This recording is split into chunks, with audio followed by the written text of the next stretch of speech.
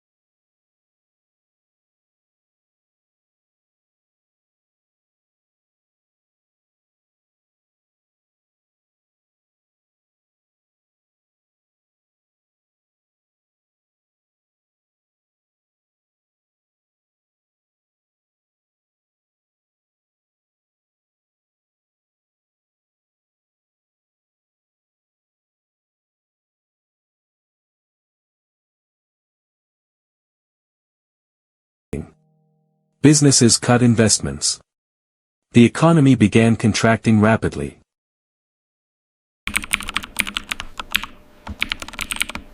The crisis did not remain on Wall Street. It quickly spread throughout the United States. The Great Depression began in the United States during the autumn of 1929, and its first major shock came from New York City. It spread to Illinois, basically Chicago. Then the Great Depression of USA spread to Michigan and then to Ohio, Pennsylvania. It then went to the big area California and Texas. At the center of the crisis was Wall Street, home to the New York Stock Exchange. Throughout the 1920s, millions of Americans invested heavily in the stock market. Many people believed stock prices would continue rising forever. Some even borrowed money to buy stocks, hoping to make quick profits. Banks began failing. People rushed to withdraw savings. Because banks held only a fraction of deposits in cash, many could not survive.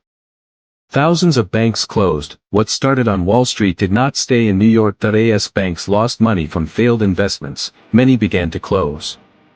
Businesses struggled to get loans. Factories reduced production. Workers were laid off across the country. The economic crisis quickly spread from New York to major industrial states such as Illinois, Michigan, Ohio, and Pennsylvania. Manufacturing centers were hit especially hard as consumer demand fell and companies cut jobs. By the early 1930s, the effects of the Depression had reached nearly every state in America. Families lost their savings. Farmers faced falling crop prices.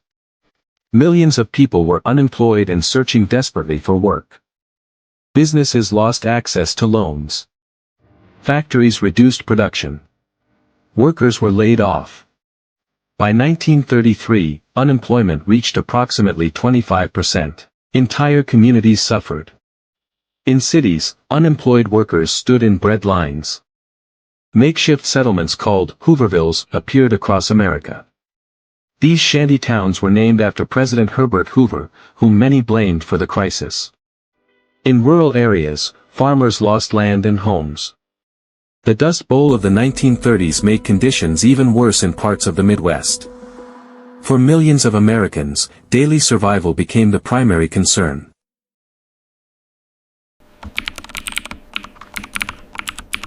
The Great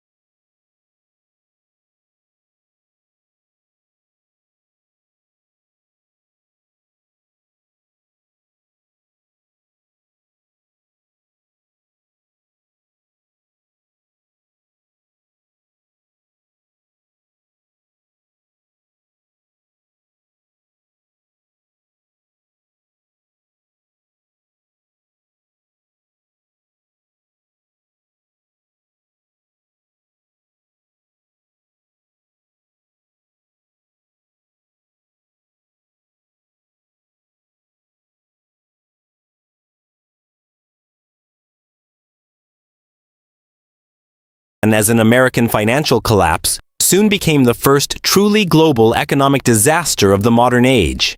Many countries raised tariffs in an attempt to protect domestic industries. One famous example was the Smoot-Hawley Tariff Act of 1930. Instead of helping, these trade barriers reduced global commerce even further.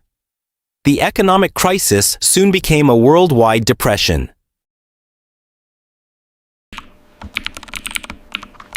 President Herbert Hoover took office in 1929. Initially, he believed the downturn would be temporary. He preferred voluntary cooperation rather than aggressive federal intervention. Many historians argue that Hoover underestimated the scale of the crisis. Government assistance remained limited during the early years. Public confidence continued to decline. Banking failures. The federal government failed to prevent widespread bank collapses. As more banks failed, economic activity shrank further. Trade policies. The Smoot-Hawley tariff worsened international trade relationships. Many economists consider it one of the most damaging policy decisions of the period.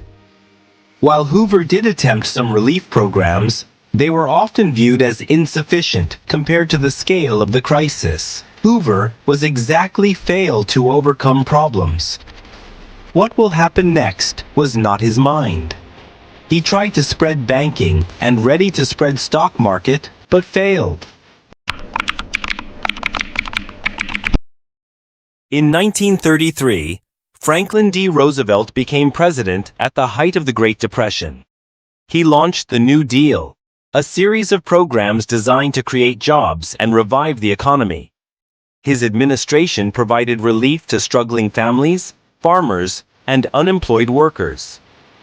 Roosevelt also restored confidence in the banking system by reforming and regulating banks. While the Depression did not end immediately, his policies helped stabilize America and gave millions of people hope for recovery. Banking reform. Instead of reopening every bank, the government sent teams of examiners to inspect banks one by one. Only financially sound banks were allowed to reopen. During Roosevelt's famous fireside chat, he spoke directly to Americans over the radio, explaining how banks worked and why their money was safe. The result was remarkable. When banks reopened, many Americans deposited money back into banks instead of withdrawing it. Job creation. Fight massive unemployment. Franklin D. Roosevelt launched public works programs that hired millions of Americans. Projects included building roads, bridges, schools, dams, and other infrastructure across the country. Programs such as the Civilian Conservation Corps and the Works Progress Administration provided jobs to unemployed workers. Roads, bridges, schools, dams, and infrastructure projects were built. Financial regulation. New regulations increased oversight of financial markets. The Securities and Exchange Commission was established. After the stock market crash and banking failures, Franklin D. Roosevelt pushed for major financial reforms to prevent another economic disaster. His administration created stricter rules for banks and the stock market. The government established the Securities and Exchange Commission to monitor Wall Street and reduce fraud. New regulations increased transparency and helped restore public confidence in America's financial system. These reforms became the foundation of modern U.S. financial oversight. Social programs were introduced to support unemployed workers, elderly citizens, and struggling families. In 1935, Franklin D. Roosevelt introduced the historic Social Security Administration as part of the New Deal. For the first time, the federal government created a safety net for retired workers. The program also provided support for the unemployed, widows, and people with disabilities. It was designed to reduce poverty and provide financial security during difficult times. Today, Social Security remains one of the most influential programs in American history. Many historians believe that the combination of New Deal reforms and increased industrial production during World War II finally ended the Depression.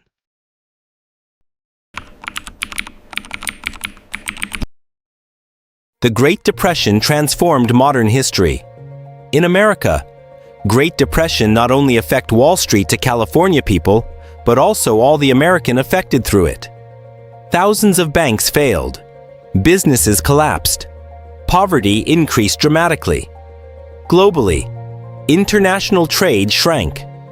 Political instability increased. Economic hardship contributed to the rise of extremist movements in several countries. Governments around the world began reconsidering their economic policies. The Great Depression quickly spread beyond the United States and became a worldwide economic crisis. International trade collapsed, causing businesses and factories across the globe to shut down. Countries throughout Europe, Canada, and Latin America experienced soaring unemployment and financial instability. What began as an American economic collapse soon transformed into the first truly global economic disaster of the modern era. The Great Depression was more than just a stock market crash. It was a warning about what can happen when speculation, weak financial regulation, and economic inequality spiral out of control. Millions of Americans lost their jobs, their savings, and their sense of security. Banks failed, businesses collapsed, and entire families struggled simply to survive. Yet from this crisis came important lessons. New banking regulations, financial safeguards, and social programs transformed the role of government in American life. Under the leadership of Franklin D. Roosevelt, the United States began a long and difficult path toward recovery. The nation did not recover overnight, but it emerged stronger and more resilient. Nearly a century later, the Great Depression remains one of the most important chapters in American history. It reminds us that economic prosperity can disappear faster than anyone expects, and that trust, stability, and responsible leadership are essential to a nation's success. The story of 1929 is not just about the past. It is a lesson for every generation about the risks of financial excess and the importance of protecting the foundations of an economy. Because sometimes, the greatest lessons come from a nation's darkest moments.